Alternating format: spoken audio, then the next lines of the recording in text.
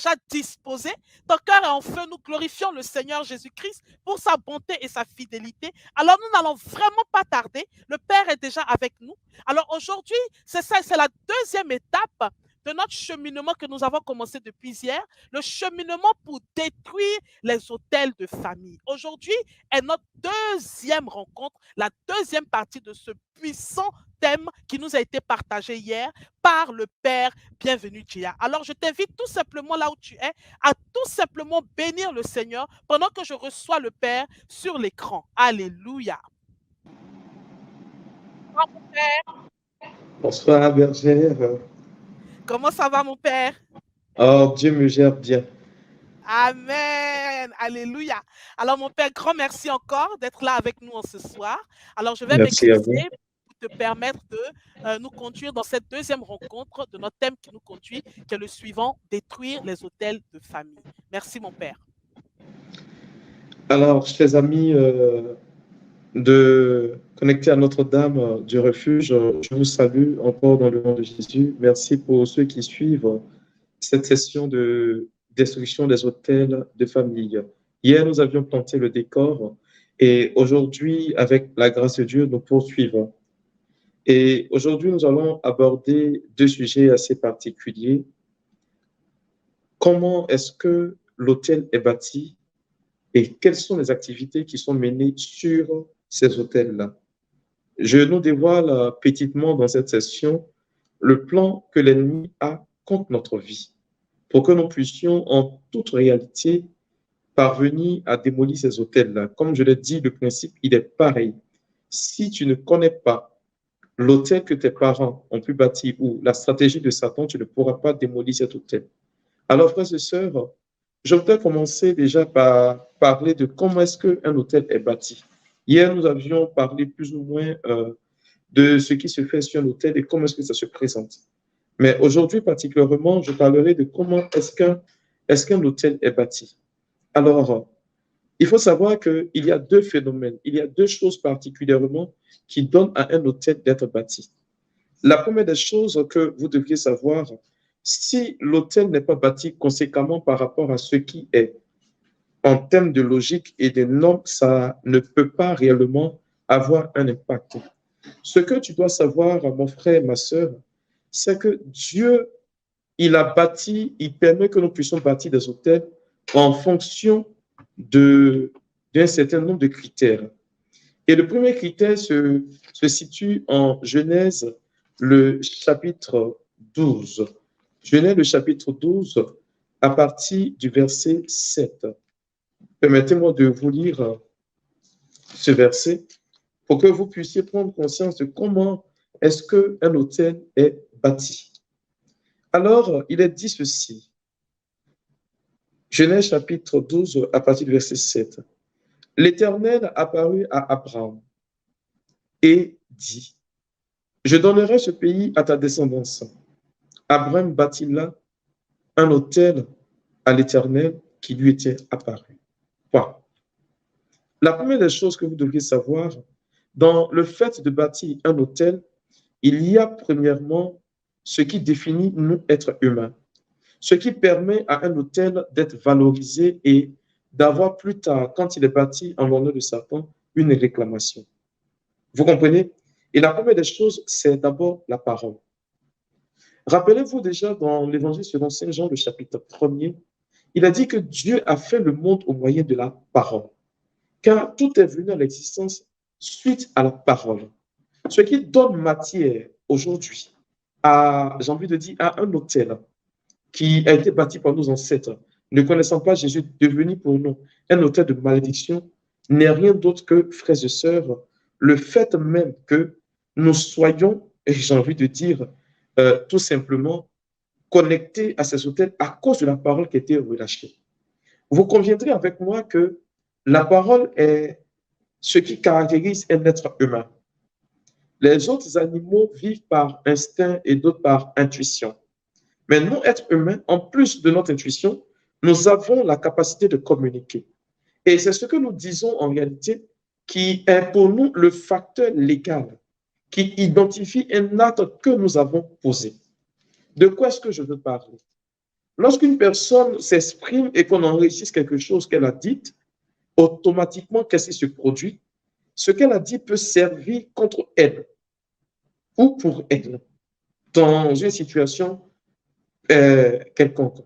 Ce qui voudrait dire quelque part, mon frère, ma soeur, qu'il y a quelque chose de fort dans le fait d'un autel. Pour qu'un autel puisse être érigé, il faut d'abord que la parole soit libérée. C'est sur la base de la parole qu'on bâtit un autel. Et la parole qui est donnée est cette parole-là qui légalise ou qui donne la fonction de l'autel. Et donc, vous comprendrez avec moi que on peut bâtir pour une même souche.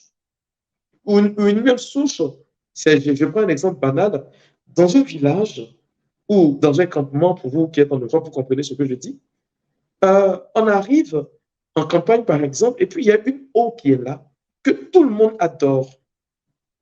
Et telle ou telle famille va pour prendre l'eau pour venir produire une adoration. Mais ce que chaque famille va pouvoir dire sera en fonction de ses besoins. Et donc, vous conviendrez avec moi que lorsque la famille en question va venir, par exemple, prendre de l'eau et dire que je veux adorer cette eau pour avoir en réalité, j'ai envie de dire, un enfant, une autre famille qui va utiliser cette même eau va l'adorer pour avoir, par exemple, de l'argent. D'aucuns pour avoir des affaires, des travail, ainsi de suite. Mais la fonction de l'autel est déterminée, je le précise bien, par rapport à la parole qui est donnée. Et c'est cette parole qui sera aujourd'hui pour certaines personnes un motif de condamnation, un motif de réclamation. Parce que si le diable se permet aujourd'hui de venir te dire que tu lui dois, c'est dire quelque part que tu as forcément pris un crédit du diable. Il n'y a rien à faire.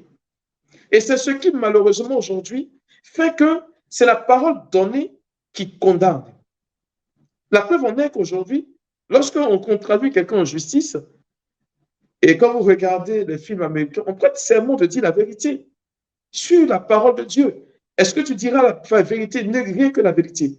Quand la personne te dit oui que je dirai la vérité, c'est dire que si elle produit un mensonge, ça peut être un motif de condamnation pour elle. Et c'est pareil. Rappelez-vous, hier, je vous faisais comprendre, mes frères et mes sœurs, que c'est Dieu qui a instauré le phénomène de l'autel pour entrer en connexion avec lui. Et le diable qui est si malin entre insigneusement dans la vie des enfants de Dieu pour aujourd'hui s'arroger leurs droits sur leur vie. De facto, lorsque un autel de malédiction a été érigé, la réclamation de cet autel est fonction en réalité de ce que l'ancêtre qui a tissé le lien a pu donner comme parole. Il n'y a rien à dire. C'est pourquoi vous allez voir que pour une même entité que tout un village adore, il aura pour cette même entité diverses, j'ai envie de dire, fonctions de cette entité dans la vie de chaque famille appartenant à ce village. C'est un principe basique. C'est pareil, on le voit dans la Bible. On adore un seul Dieu. Mais durant l'Ancien Testament, vous allez voir que le Seigneur va se prendre plusieurs dénominations. Yahweh Jireh, Yahweh Rapha, Yahweh ceci et ainsi de suite. Mais c'est le même Dieu, cependant, on l'adore pour diverses fonctions. Et c'est pareil. Dans le monde spirituel, lorsque nos parents vont commencer à porter une adoration, ils ne vont pas le faire parce qu'il faut le faire. Ils vont le faire en fonction de leurs besoins. Et c'est ce besoin-là auquel ils vont rattacher, j'ai envie de dire, une quelconque bénédiction. Or, quand ils rattachent une quelconque bénédiction, cela voudrait dire que l'autel qui est adoré leur produit quelque chose tant qu'il continue de faire cette adoration, mais il ne pourra pas donner tout ce qu'il veut parce qu'il ne peut pas posséder tout ce qu'il a et tout ce qu'un être humain a besoin, car lui-même, il ne fait rien. Vous comprenez, frères et sœurs? C'est ce qui va faire dire que, malheureusement, la parole que les gens ont donnée, voilà ce qui aujourd'hui est un motif de condamnation. Je prends l'exemple d'un de mes confrères qui m'a fait venir une de ses amies. Et alors que cette amie venait me voir, il s'agissait que cette amie en question, elle n'est pas d'ailleurs venue, mais c'est une femme qui n'arrivait pas, elle était dans son foyer mariée, mais elle n'arrivait pas à enfanter. Et comme elle n'arrivait pas à enfanter, ça devenait source de problèmes dans son foyer. mais ça n'allait pas plus loin. Et voici qu'un jour, elle est allée pour des funérailles dans son village natal. Elle arrive et sur le chemin de retour, ils ont veillé toute la nuit. Et donc, le samedi matin, ils étaient en train de rentrer lorsque il s'est avéré que son voisin immédiat dans le car, alors que le véhicule est en train de passer devant un cours d'eau, lui présente l'eau. Il dit, tiens, regarde, tu vois cette eau-là? Elle dit, oui, c'est quelle eau? Il lui dit que c'est l'eau que nos parents adoraient quand ils avaient un besoin. Peu importe le besoin, ils venaient adorer l'eau. Mais la jeune dame, elle a regardé l'eau et puis elle a formulé dans son esprit un souhait. Elle dit alors, si d'aventure tu me donnes un enfant quand je rentrerai, je viendrai t'honorer. Elle est chrétienne, elle n'y croyait pas. Elle arrive, le mois qui suit, elle contracte une grossesse. Ce qui fait dire que la grossesse est mal du démon, c'est que l'enfant naît et automatiquement son mariage capote. Elle et son mari se séparent, ils vont jusqu'au divorce. Mais là, le démon ne va pas s'arrêter là. Puisqu'elle n'est plus retournée pour honorer le fétiche, pour ne pas être sous la servitude de cet hôtel-là, elle a préféré aller présenter l'enfant à l'église et puis faire le baptême de cet enfant, sans pour autant renoncer à la parole qu'elle avait dite. Dès lors, à l'anniversaire de naissance de cet enfant, chaque fois que l'anniversaire tombe, l'enfant automatiquement, il tombe malade.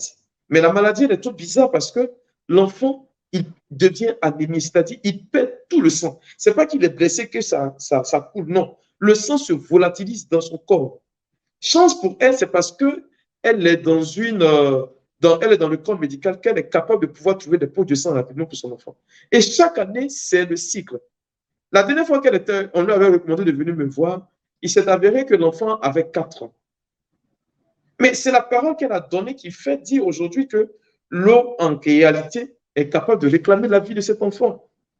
C'est tellement que le Seigneur avait déjà prévu lui donner un enfant, mais elle a malencontreusement ne pas tenu compte de cela, cette attente-là que le Seigneur lui demandait d'avoir, elle ne l'a pas eu. Et malheureusement, elle est partie, elle a parlé à l'eau. Et le diable s'est saisi de cette opportunité-là. C'est la parole qu'elle a libérée qui aujourd'hui est un impact dans sa vie. Vous allez voir, frères et sœurs, que dans la Bible, toutefois qu'un hôtel est bâti, écoutez bien, c'est en fonction d'une signification. On verra Abraham qui va bâtir un hôtel lorsque le Seigneur va lui donner son fils Isaac. Il va dire, le Seigneur pouvoir, Yahweh Jireh, Dieu pouvoir. Vous comprenez, non? Et donc, ce qui voudrait dire que lorsque on doit bâtir un hôtel, il faut la parole. Si la parole n'est pas donnée, il ne peut pas exister d'hôtel. Pourquoi est-ce qu'on bâtit cet hôtel-là? Et c'est ce qui détermine la fonction de l'hôtel dans ta vie.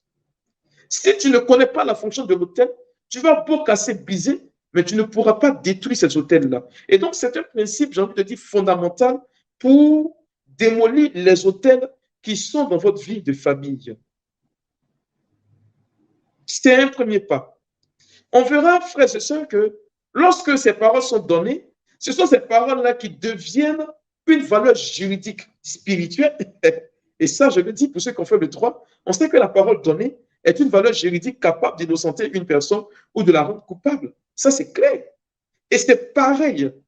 Une parole donnée, une parole qui est donnée, devient un motif légal pour que le diable puisse te condamner ou t'innocenter. Aujourd'hui, c'est tellement que tu te plains de ce que tes parents ont porté des adorations et que tu subis aujourd'hui l'influence de tel hôtel. Ce n'est pas faux en soi. Mais est-ce que tu sais pourquoi cet hôtel a été bâti? Quelle est la fonction de l'hôtel ou du fétiche dans la vie de ta famille? Voilà un premier pas que je voudrais que tu puisses analyser chez toi. Mais si nos parents ont donné une seule parole, en principe, la parole c'était avec la vie de la personne qui en réalité a donné cette parole. Parce que l'être humain n'est pas éternel. Ce qui voudrait dire que sa parole, si elle n'a pas écrit, c'est que c'est parti. Mais en Afrique, on a eu dit qu'un vieux qui meurt est une bibliothèque qui brûle. Ce qui voudrait dire que la parole part avec le vieux. Mais comment se fait-il qu'une parole donnée à un fétiche, ça c'est le deuxième point que je vais évoquer, donner un fétiche est capable de courir dans le temps, traverser le cours du temps et puis impacter ma vie. Voilà le deuxième point que je vais évoquer. Ce qui donne matière à la parole de traverser le cours du temps, c'est un facteur. On le trouve en Genèse, le chapitre 4, à partir du verset 9. Et je vais lire ce verset pour que vous le compreniez. Il a dit, l'Éternel dit à Caïn, où est ton frère Abel? Il répondit, je ne sais pas.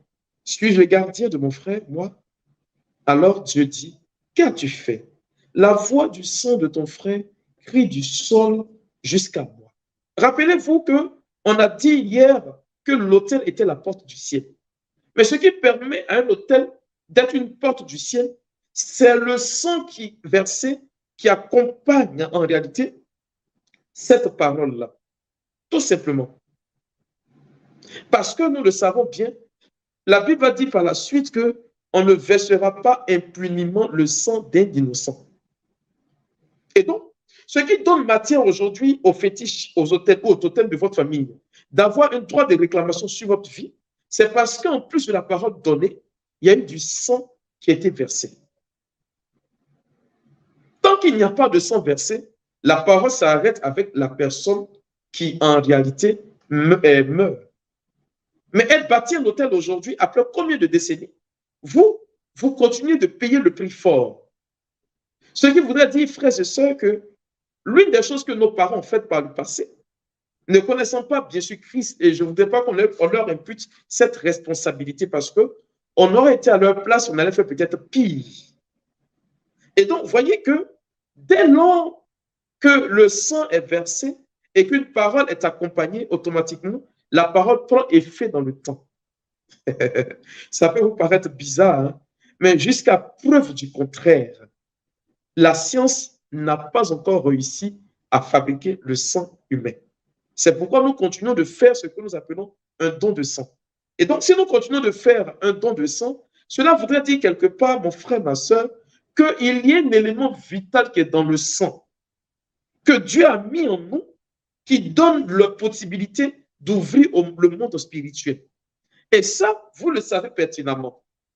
Le sang, lorsque dans le livre de la Genèse, dans le deuxième récit de la création, Genèse chapitre 2, on nous dit le corps de l'homme était vide. Il était inerte, il était sans vie. Alors qu'est-ce que Dieu a fait? Il a soufflé. On nous dit, il a soufflé.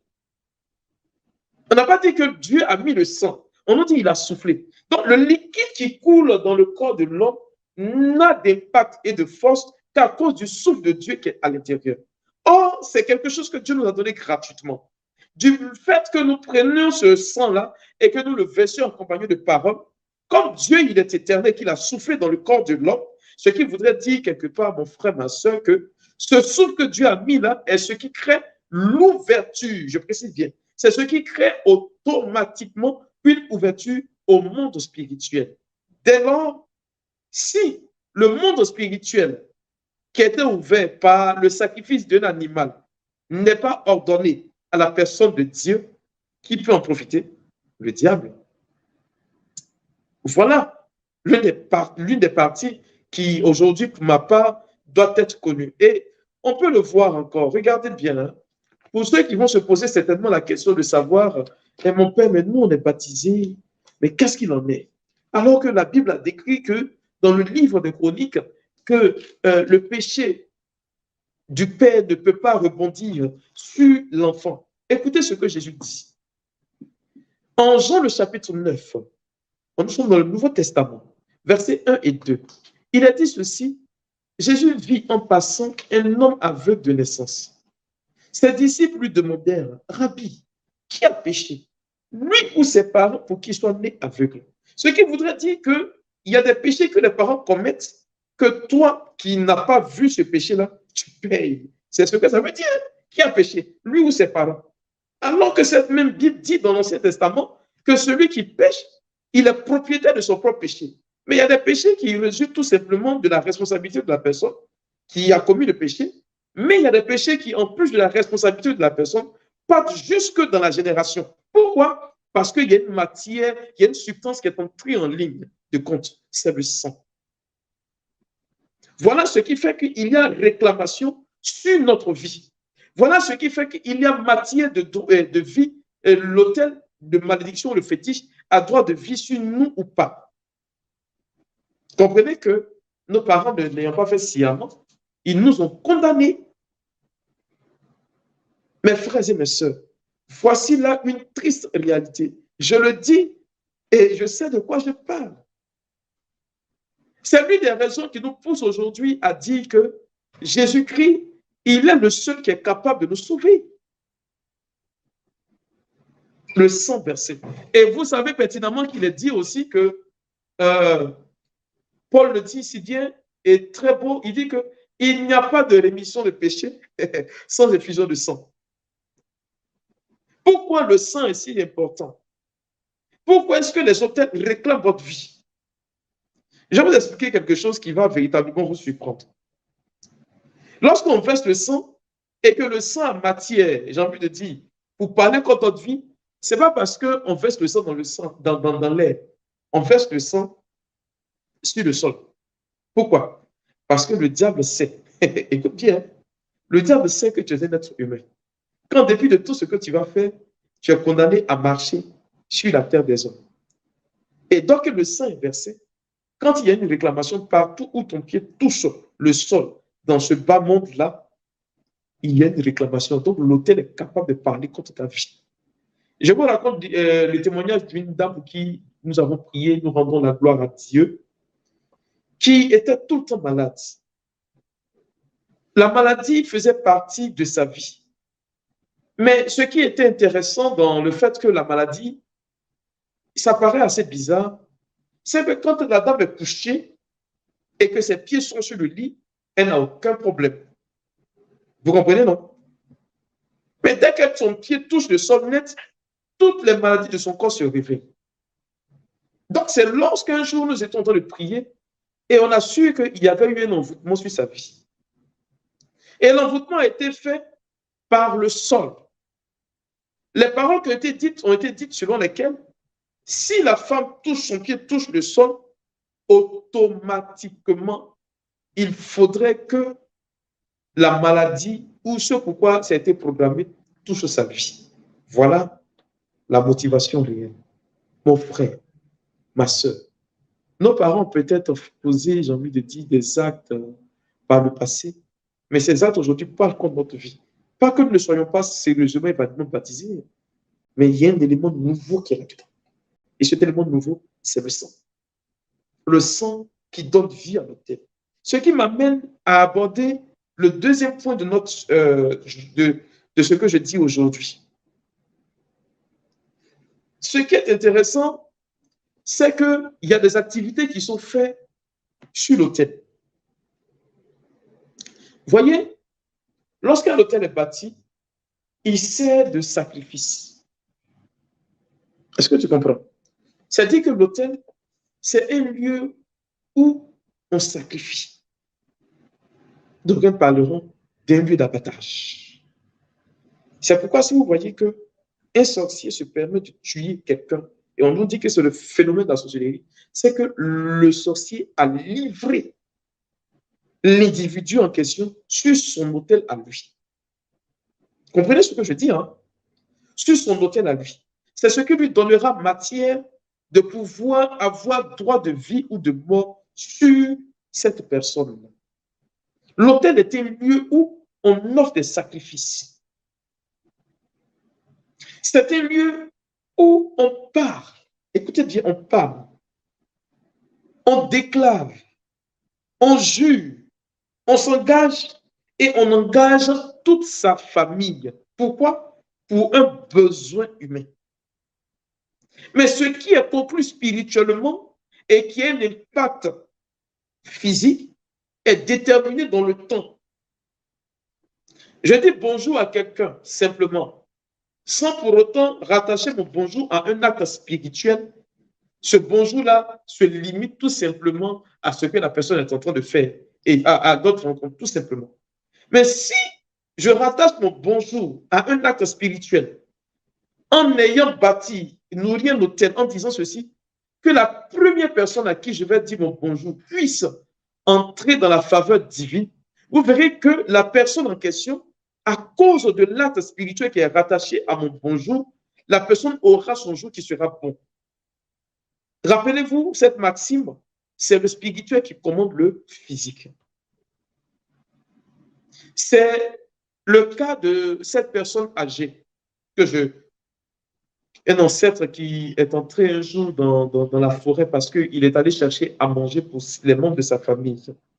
Il arrive et il se trouve que pendant qu'il veut revenir au village, il se met à pleuvoir. L'ancêtre ne connaît pas Jésus-Christ. Il ne sait pas qu'il y a quelqu'un qui se nomme Jésus-Christ, qui est mort sur le bois de la croix, pour que lui, il soit sauvé. Mais l'ancêtre, il voit que la pluie est accompagnée d'orage. Alors, qu'est-ce qui va se passer? La logique, c'est qu'il va chercher tout de suite à s'abriter. Et quand l'ancêtre décide de s'abriter, qu'est-ce qui se passe? Il y a un phénomène nouveau qui va venir s'adapter. C'est qu'il court, il voit un fromager. Quand il avance vers le fromager, l'éclair vient frapper le fromager se fait en deux. Il prend peur. Il dit, tiens, le fromager qui est plus robuste que moi est fendu par l'éclair. C'est que si cet éclair tombe sur moi, je suis foutu. Il cherche un autre abri. Et chemin faisant, il a l'impression que l'éclair est en train de le poursuivre. Alors, qu'est-ce qu'il fait? Il voit une grotte. Et il va courir vers la grotte. Quand il rentre sous la grotte, net, l'éclair vient frapper la grotte. La grotte remue, mais la grotte est restée dure. Qu'est-ce qu'il a protégé? Naturellement, c'est la grotte. La seule chose qu'il connaît, il sait que quand un élément t'a protégé de ce qui n'est pas naturel, il faut honorer cet élément-là. Lui, c'est la seule chose qu'il connaît. Alors, il entre au village, il va chercher un animal qui vient sacrifier au rocher. Et qu'est-ce qu'il va dire? Tel que tu m'as protégé aujourd'hui, je viens t'honorer. Je te demande de protéger toujours ma vie, la vie de mes enfants et de ceux qui vont venir après moi. Sans faute de sa part, il demande la protection de ce rocher. Partout où vous serez, il faudrait que ce rocher vous protège. Et en offrant le sacrifice, il n'a pas l'intention de sacrifier à Satan. Est-ce que vous comprenez? Mais le diable, qui est si malin, va s'infiltrer, puisqu'il sait que le sacrifice qui est fait est forcément à l'endroit d'une divinité. Dieu ne s'en reconnaît pas. Donc, lui, Satan, il vient, il récupère cette parole du Dieu-là, et puis, il va se saisir du féticheur ou du marabout du village. Lorsque le vieux va commencer à rencontrer des difficultés, naturellement, il va chercher un problème, une solution spirituelle. Quand il va consulter le marabout lui dit, tiens, tel jour tu es allé adorer tel fétiche et tel rocher. Mais c'est le rocher qui réclame sa nourriture. Dès lors, ça devient un lien. Vous voyez, l'évolution de Satan, il est ingénieux, hein, ça devient tout de suite un lien. Et donc, le vieux qui n'a pas d'autre solution, qu'est-ce qu'il va faire? Il va courir encore partir à chaque fois. Toutefois qu'il va rencontrer des difficultés, on va rattacher cela au rocher. Mais en réalité, c'est le diable qui est passé en dessous parce que le marabout lui-même, il est un fervent sujet de Satan. Dès lors, il offre des sacrifices à Satan sans le vouloir et sans même le savoir.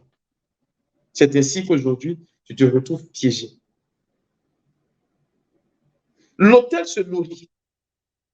Parce que sur l'autel, c'est du sang qu'on verse. Il ne prend pas des aliments comme nous autres. Mais la preuve en est que quand vous lisez dans la Bible, vous allez voir que tous les sacrifices qui sont faits sur l'autel, c'est le sang. Et quand on apporte une offrande à l'autel du Seigneur, c'est le sang que le Seigneur réclame. C'est ce qui s'est passé dans l'ancien temps, hein, jusqu'au père de Jean le Baptiste, Zacharie. C'est ce qui s'est passé dans l'ancien temps, où on offrait par exemple des animaux pour que le sang puisse expier nos péchés. Les autres aliments que nous apportons en réalité, c'est pour ceux qui servent l'autel. Dès lors, nos parents se sont condamnés sans même avoir eu, j'ai envie de dire, cette aubaine de connaître la réalité de Jésus-Christ. Or, lorsqu'un hôtel est bâti, comme je le disais hier, il y a une activité démoniaque qui est faite autour. On a vu hier avec Jacob, là où Dieu était, c'était une activité spirituelle où des anges descendaient et montaient. Mais imaginez-vous que ce soit une activité démoniaque, un hôtel qui a été bâti de façon démoniaque. Mais il est normal et logique que de cette activité, beaucoup de choses vont commencer à naître. Mes frères et mes sœurs, comme je le disais tantôt hier, l'autel a cette faculté de nous permettre de nous mettre dans un certain présage quand il est bâti pour Dieu, pour que nous ayons la faveur divine sur nous. On le verra en Genèse, le chapitre 8, au verset 20. Lorsque Noé va offrir, 20 et 21, verset 20, 21, oui, lorsque Noé va offrir des animaux, on nous dit que quand il a offert des animaux sur l'autel, l'odeur de ce sacrifice fut agréable aux narines de Dieu. Et Dieu approuva le sacrifice de Noé. C'est tellement que tes parents ont été bernés. Et d'aucuns aujourd'hui disent que nous autres, on ne pratique plus. Mais l'inconvénient, c'est que ces personnes n'ont pas renoncé. Je vais revenir là-dessus dans la 4e partie de mon enseignement sur le renoncement, la renonciation à ces différents fétiches-là, aux autels, et ainsi de suite. Ce qui voudrait dire, frères et sœurs, que quand nous lisons Genèse, le chapitre 22, au verset 9, je vais vous le lire pour que vous compreniez ce que je dis.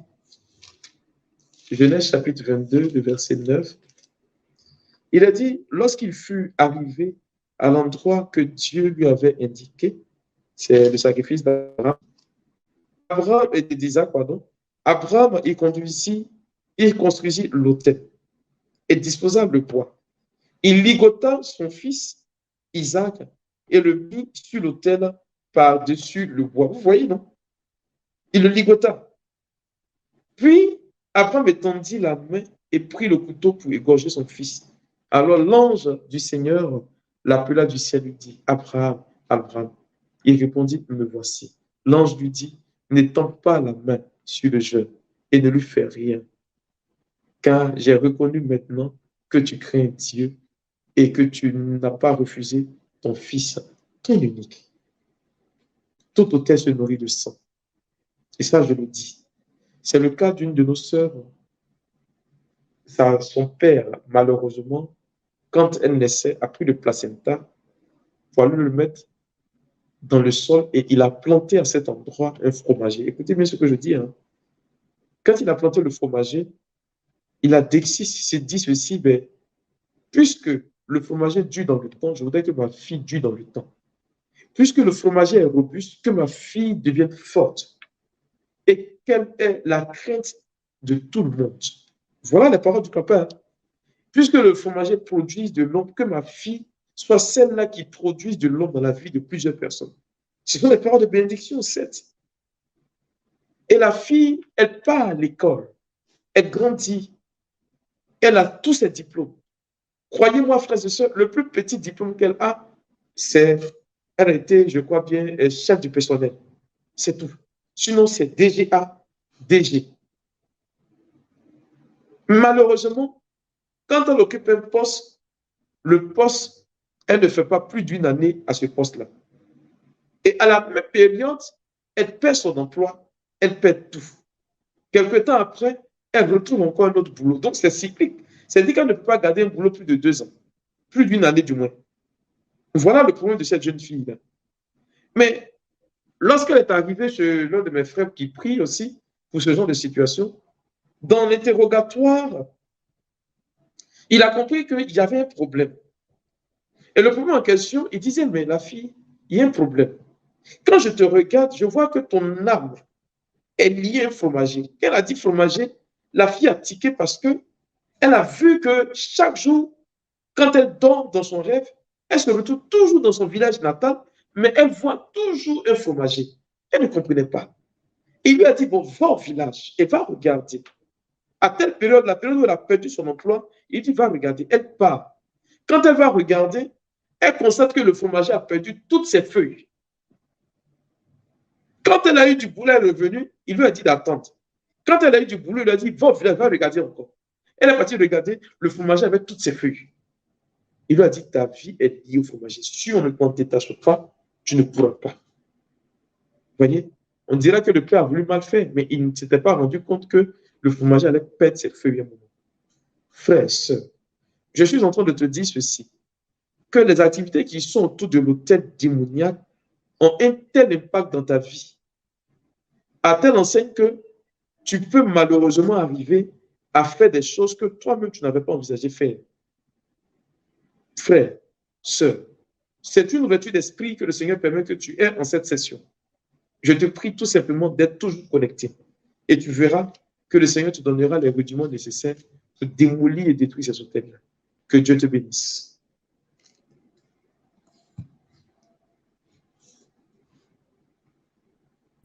Amen, amen, amen, amen. Merci beaucoup, mon père, pour cette deuxième session. Alors, mon père, il y a trois frères et trois sœurs, pardon, qui ont posé des questions. Est-ce que je peux Allez-y. c'était tout, voilà, pendant la prédication. Alors, nous avons une sœur qui a dit, comment connaître le but des hôtels bâtis par nos parents, vu qu'ils sont soit morts ou peut-être ils ne parlent plus. Donc, comment savoir? Alors, c'est clair, ma bergère. Je l'ai dit tantôt, c'est tellement simple. La suite du cheminement va nous définir simplement comment est-ce qu'on peut reconnaître ces hôtels-là. Généralement, vous allez voir que le but de l'hôtel est la négation de ce que vous n'avez pas. Par exemple, dans votre famille, il peut exister que vous n'avez pas d'enfants. Et vous allez voir que l'hôtel qui a été adoré, c'est pour avoir des enfants et de nombreux enfants. Comme il n'y a plus de pratique dans ce sens-là, la réclamation de l'hôtel fait que vous n'avez pas d'enfants. Mais plus tard, vous allez mieux comprendre ce que je suis en train de dire parce que plus je fais ces enseignements, il y a des éléments nouveaux qui s'ajoutent. Qui viennent, oui. Voilà. D'accord. Merci beaucoup, mon père. Alors, on a une autre sœur qui a demandé, mon père, pourquoi ça ne s'arrête pas lorsque nous sommes baptisés? Je pense qu'elle fait référence aux réclamations et autres. Oui. Voilà. Voilà, je vais expliquer ça plus tard. Si je donne la réponse maintenant, ça va se trouver dans la troisième partie. Dans la troisième partie. D'accord, mon père. Pas de souci. Et la dernière question que j'ai relevée, c'est la suivante. Puisque la vie, c'est une sœur qui demande, puisque la vie en l'homme vient du souffle de Dieu, comment est-ce que l'eau, entre parenthèses, l'autel, peut donner un enfant? Comment expliquer ce procédé? Alors, c'est simple. Comme je l'ai dit, le diable, il est opportuniste. Et il a la possibilité de voir déjà une grâce qui est en train de venir. Oui. C'est le cas, par exemple, dans l'évangile selon saint Matthieu, où les mages ont vu l'étoile se lever. On sait que les mages utilisent l'astrologie. L'astrologie qui est en réalité un culte démoniaque. Ils venaient en réalité pour voler l'étoile de l'enfant Jésus. Mais quand ils arrivent, ils trouvent que c'est un Dieu. Dès lors, ils se convertissent et ils adorent ce Dieu. C'est pareil. Le diable peut déjà dévancer une grâce que Dieu est en train de te faire venir. Et comme toi, tu manques de patience dans le fait d'attendre pour que Dieu te donne, qu'est-ce qui se passe? Le parent qui va, par exemple, adorer une eau, dès le moment où il dit la parole, il va certainement aller, j'ai envie de dire, se soumettre à certains rituels pour avoir cette eau. Pour la fille en question, elle a donné sa parole, elle a parlé. C'est-à-dire, elle s'est engagée. C'est son engagement qui a fait que l'enfant qu'elle devait avoir de la part de Dieu a été plébiscité par Satan. Donc, il est passé insigneusement par la parole de la maman pour facilement entrer dans la vie de cette femme-là. C'est clair. Dans le monde spirituel, tant que tu n'ouvres pas la bouche pour dire ce dont tu as besoin, ce que tu veux faire, le diable ne peut pas savoir. Dès que ça sort de ta bouche, le diable est capable de récupérer cela à ton encontre. Et comme il est très fin, il sait qu'il y a des choses que vous ne maîtrisez pas de façon spirituelle. Ipso facto, quand ces choses-là se présentent à vous et que vous pensez vouloir bien faire alors que vous faites mal, le diable il se saisit de cela automatiquement. C'est ce que Pierre a dit, 1 Pierre chapitre 5, verset 8. Votre adversaire, le diable, comme un lion tourne autour de la proie, de sa proie. Il attend le moment favorable. Donc, ce sont des actes que naturellement on pose. Mais à partir du moment où on engage notre volonté, au lieu de s'adresser à Dieu et qu'on s'adresse à une autre entité à laquelle ces entités nous sont soumises, dès le moment où on commence déjà à diviniser ce qui est notre esclave, vous comprenez que vous liez automatiquement votre droit d'aînesse, votre droit de supériorité sur ces éléments-là à cette créature-là. Voilà ce qui fait aujourd'hui, malheureusement, que le diable a un impact sur notre vie. Si aujourd'hui tu décides de toi, par exemple, la mère Bébégère, Elika, de ne plus adorer Dieu, que tu décides d'adorer un bois, c'est le bois qui devient ton Dieu. Alors qu'en réalité, le bois, il est là pour te servir.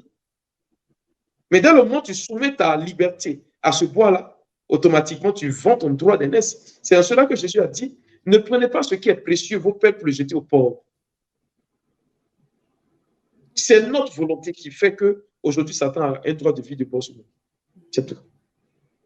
Ok. D'accord. Merci beaucoup, mon père. Merci Très beaucoup, bien. mon père. Est-ce que je peux te demander de prier pour nous et puis nous accorder la bénédiction Il n'y a finale, pas de souci. s'il te plaît? C'est compris. Le Seigneur soit avec vous. Et avec votre esprit. Seigneur notre Dieu, toi qui as suscité cette deuxième session, merci pour ces paroles que tu as mises dans nos bouches. Merci pour ces personnes qui nous ont suivis. Merci pour ce que ces paroles ont produit dans le cœur, pour l'ouverture d'esprit.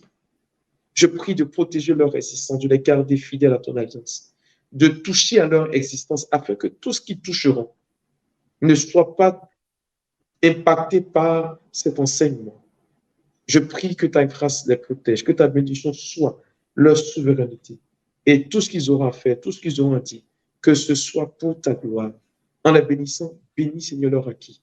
Protège leur vie, protège leur famille et tout ce qu'ils ont comme bien et sur lequel, Seigneur, aujourd'hui repose leur vie.